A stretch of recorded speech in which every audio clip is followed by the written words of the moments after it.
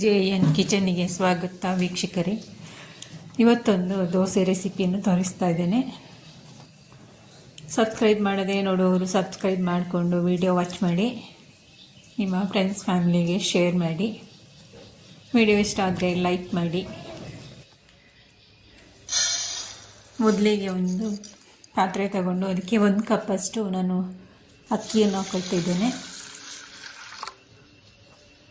ನೀಟಾಗಿ ವಾಶ್ ಮಾಡಿಕೊಳ್ಬೇಕು. ನೀಟಾಗಿ 2-3 ಸತಿ ವಾಶ್ ಮಾಡಿಕೊಂಡು ನೆನೆಯಕ್ಕಿಡಬೇಕು. ಇವತ್ತೊಂದು ರೆಸಿಪಿ ಬನಾನ ತಗೊಂಡಿದ್ದೇನೆ. ನಾನು ಸಿಪ್ಪೆ ತೆಗೆದು ಎಲ್ಲವನ್ನು ಸಣ್ಣ ಸಣ್ಣ ಕಟ್ ಮಾಡ್ಕೊಳ್ತಾ ಇದ್ದೇನೆ. ನಿಮ್ಮನೇಲಿ ಬಾಳೆಹಣ್ಣು ಇದ್ದರೆ ಈ ರೀತಿಯೊಂದು ರೆಸಿಪಿ ಮಾಡಿ ನೋಡಿ. ತುಂಬಾ ಸೂಪರಾಗಿ ಟೇಸ್ಟಿಯಾಗಿ ಬರುತ್ತೆ.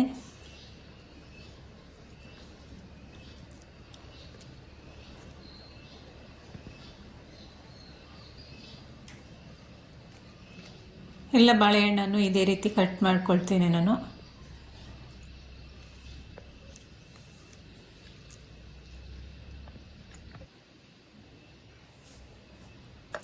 ಮೊದಲೇ ನೆನೆಕ್ಕಿಟ್ಟಿದ್ದ ಅಕ್ಕಿಯನ್ನು ತಗೊಂಡು ಒಂದು ಮಿಕ್ಸಿ ಜಾರ್ ತಗೊಂಡು ಅದಕ್ಕೆ ಹಾಕ್ಕೊಳ್ತಾ ಇದ್ದೇನೆ. ಇದೊಂದು 5-6 ಗಂಟೆ ನೆನಿಬೇಕು ಅಕ್ಕಿ. ನೀರು ಹಾಕಲಿಲ್ಲ, ನೀರು ತೆಗೆದು ಅಕ್ಕಿ ಹಾಕ್ಕೊಂಡಿದ್ದೇನೆ. ತೆಂಗಿನಕಾಯಿ ಪೀಸಸನ್ನು ಸಹ ಸ್ವಲ್ಪ ಹಾಕ್ಕೊಂಡಿದ್ದೇನೆ ನಾನು.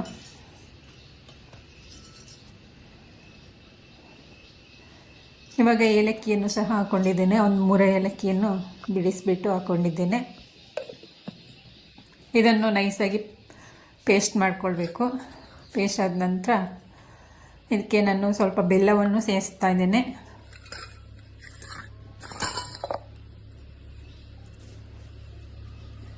ನೀವು ಬೆಲ್ಲದ ಪೌಡರನ್ನು ಹಾಕೋಬೋದು, ಇಲ್ಲಾಂದರೆ ಸಕ್ಕರೆಯನ್ನು ಸಹ ಆ್ಯಡ್ ಮಾಡ್ಕೊಳ್ಬಹುದು. ಇವಾಗ ಕಟ್ ಮಾಡಿರುವಂತಹ ಬಾಳೆಹಣ್ಣನ್ನೆಲ್ಲ ಜಾರಲ್ಲಿ ಹಾಕ್ಕೊಳ್ತಾ ಇದ್ದೇನೆ.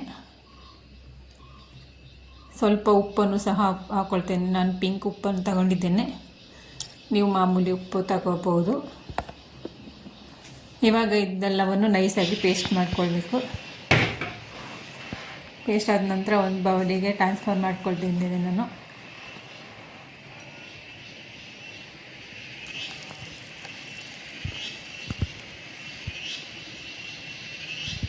ಈ ಹದದಲ್ಲಿ ಇದ್ದರೆ ಸಾಕಾಗುತ್ತೆ.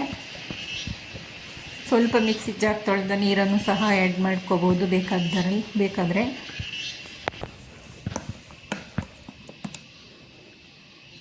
ದೋಸೆ ಹಿಟ್ಟಿನ ಅದಕ್ಕೆ ಬಂದರೆ ಸಾಕು.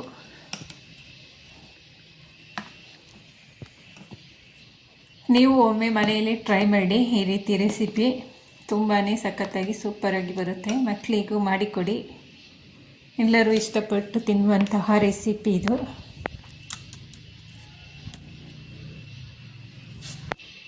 ಇವಾಗ ಒಂದು ತವ ತಗೊಂಡಿದ್ದೇನೆ. ಬಿಸಿಯಾಗಿದೆ. ಇದಕ್ಕೆ ನಾನು ಹಿಟ್ಟನ್ನು ಹಾಕ್ಕೊಳ್ತಾ ಇದ್ದೀನಿ.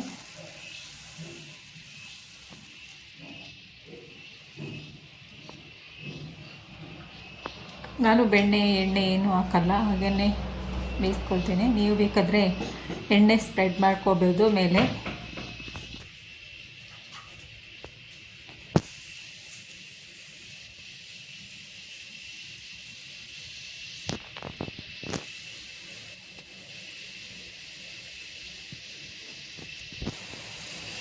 ಸ್ವಲ್ಪ ಒಂದು 5 ನಿಮಿಷದವರೆಗೂ ಬೇಯಿಸಬೇಕು.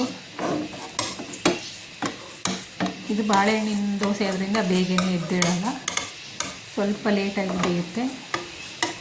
ಈ ರೀತಿ ಕಲರ್ ಚೇಂಜ್ ಆದರೆ ಸಾಕಾಗುತ್ತೆ, ಬೆಂದಿರುತ್ತೆ.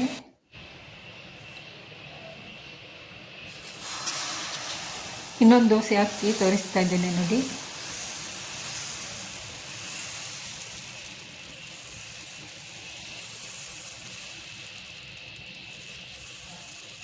ಇದಕ್ಕೆ ಸೋಡಾ ಪುಡಿ ಏನೋ ಪೌಡರ್ ಏನು ಬೇಡ.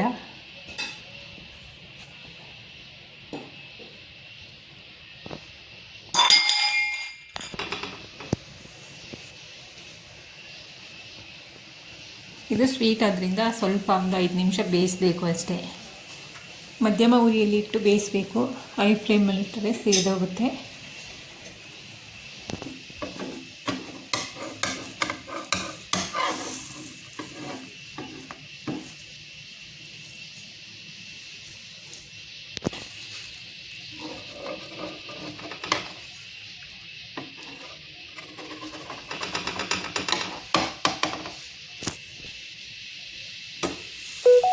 ಇದನ್ನು ಮಗುಚಿ ಇನ್ನೊಂದು ಸೈಡ್ ಬೇಯಿಸ್ಕೊಳ್ಬೇಕು.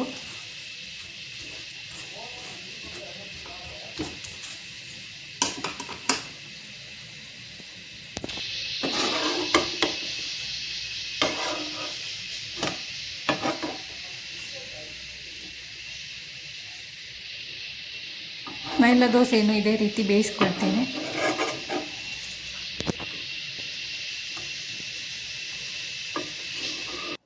ಫೈನಲಿ ನಮ್ಮ ಬಾಳೆಹಣ್ಣಿನ ದೋಸೆ ರೆಡಿ ಆಯಿತು. ಈ ರೀತಿಯಾಗಿದೆ ನೋಡಿ.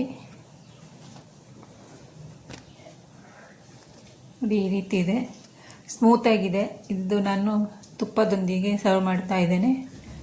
ತುಂಬ ಒಳ್ಳೆ ಕಾಂಬಿನೇಷನ್. ಫೈನಲಿ ಈ ರೀತಿಯಾಗಿದೆ ನಮ್ಮ ಬಾಳೆಹಣ್ಣಿನ dosa. Thank you for watching. ಎಲ್ಲರಿಗೂ ಬಾಯ್.